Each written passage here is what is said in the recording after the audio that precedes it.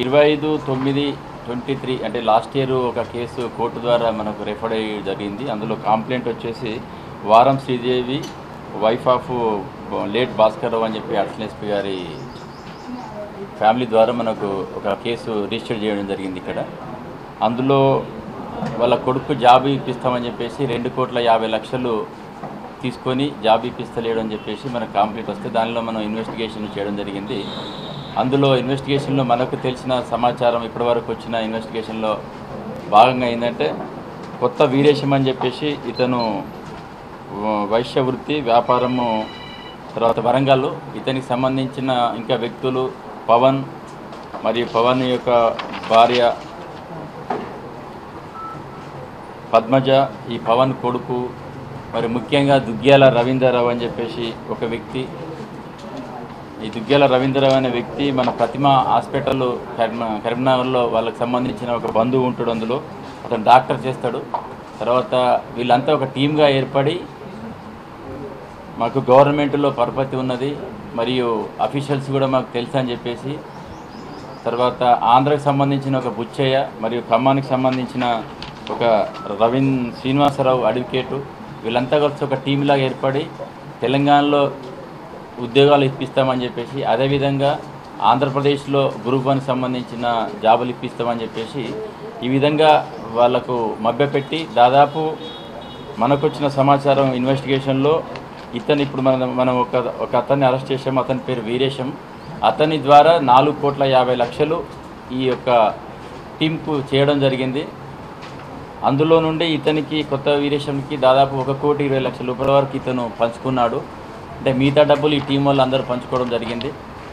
మనం ఇతన్ని ఇక్కడ నిన్న అరెస్ట్ చేయడం జరిగింది మన వరంగల్లో పట్టుకొని. ఆ తర్వాత అతన్ని కన్ఫెషన్ ద్వారా మనం రికవర్ చేసుకుంటే దాదాపు ఒక 25 లక్షల వరకు ప్రాపర్టీ మనం, అంటే ఇతను ఫ్రాడ్ చేసిన డబ్బుల ద్వారా కొనుక్కున్నాయి, తర్వాత మిగతా వారికి డబ్బులు ఇచ్చినాయి అన్నీ మనం రికవర్ చేస్తే ఒక 25 lakhs వరకు గోల్డ్ మరియు క్యాష్ మనం సీజ్ చేయడం జరిగింది. ఇంకా ఇందులో ఇప్పటివరకు మాకు ఇన్వెస్టిగేషన్లో 9 మంది అక్యూజులుగా సైడ్ చేయడం జరిగింది. అందులో A1 మనకి ఇప్పుడు దొరికాడు. మిగతా 8 మంది అక్యూజులు అప్స్టాండింగ్లో ఉన్నారు.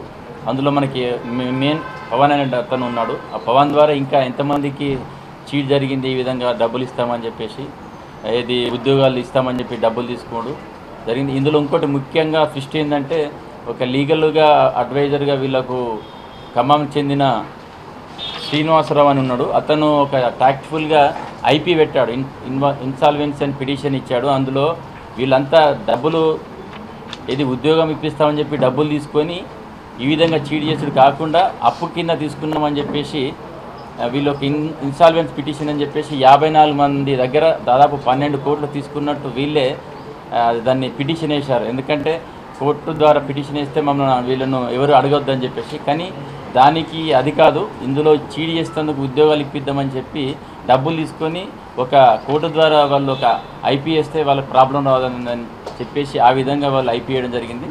ఇందులో ఫర్దర్ ఇన్వెస్టిగేషన్ జరుగుతుంది.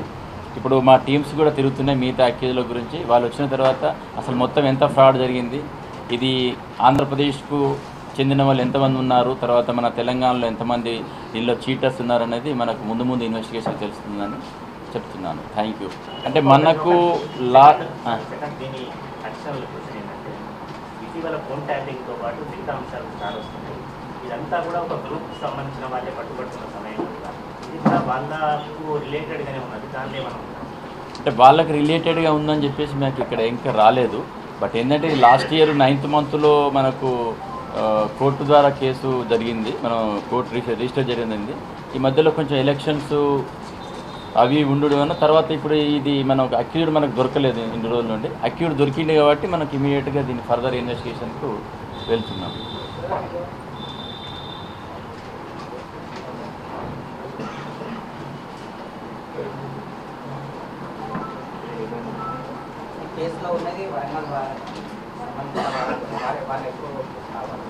అంటే ఈ కేసులో ఉన్నది వరంగల్ వాళ్ళు ఉన్నారు, హైదరాబాద్ వాళ్ళు ఉన్నారు, ఖమ్మం వాళ్ళు ఉన్నారు, తర్వాత ఆంధ్ర వాళ్ళు కూడా ఉన్నారు. మనకైతే ఇప్పుడు ఒక అక్యూజ్డ్ మాత్రమే దొరికాడు. ఇంకా మిగతా వారి గురించి మా టీమ్స్ వెళ్ళినవి. త్వరలో వాళ్ళని పట్టుకుంటాము. ఫర్దర్గా ఇన్వెస్టిగేషన్లో ఏ విధంగా వెళ్తే దాన్ని మేము ఇన్వెస్టిగేట్ చేసేందుకు సిద్ధంగా ఉన్నాం. 4.5 కోట్లు అంటే మనకు ఇతని ద్వారా పోయినాయి 4.5 కోట్లు.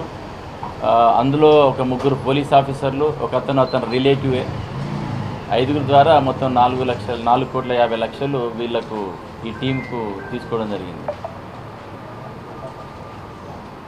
సిపి గారితో సహా మీరు చాలాసార్లు ప్రెస్ మీట్లలో కూడా ఉద్యోగాలకు సంబంధించి అనేక పట్టుకున్నారు, తర్వాత చెప్పినారు కూడా. అయినా కూడా ఫర్దర్గా పబ్లిక్ ఏమైనా చెప్తున్నారా మెసేజ్?